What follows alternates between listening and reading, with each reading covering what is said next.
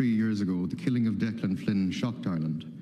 The thousands who marched through Dublin afterwards to refuse to accept violence against gay people.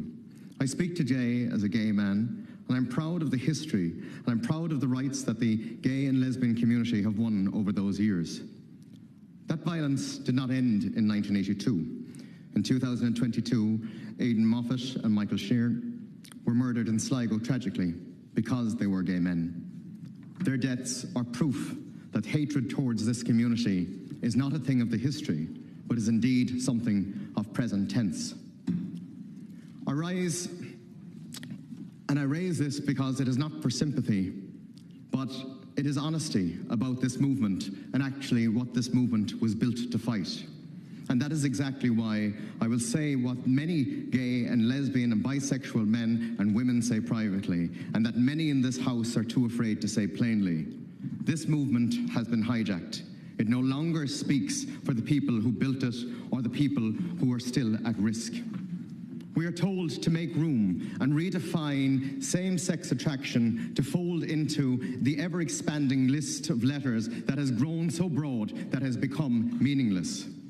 Does anyone in this House know at this stage what the plus even means or stands for anymore? That is not progress, Minister. That is, to my mind, the erasure dressed up as inclusion. And I want to be direct about the flags and flying of flags.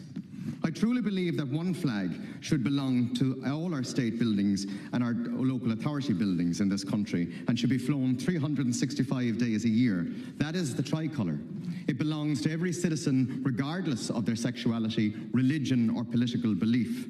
State buildings should be there to unite the citizen. They should not be there to divide and for competitive identity groups, each waiting for their day, their month or their week or their turn.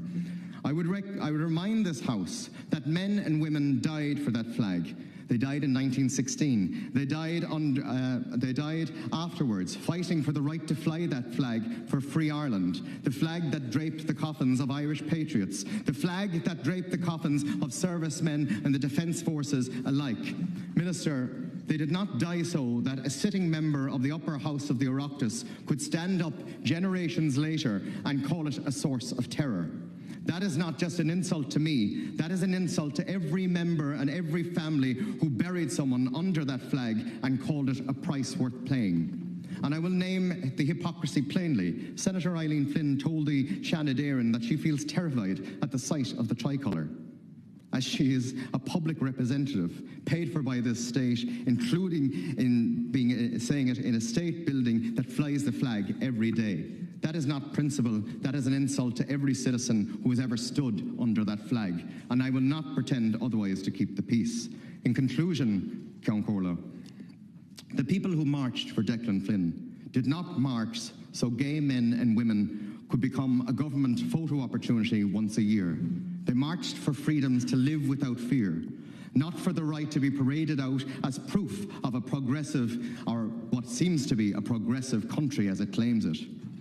We must not let their courage be reduced to press releases or photo opportunities. Their courage was not given so it could be borrowed by other people with other agendas. Lesbian and gay and bisexuals are citizens of this republic, not props for other political uses. They marched once, and let me remind this House, they did not march so that their fight could be handed over to others that shout the loudest. Thank you.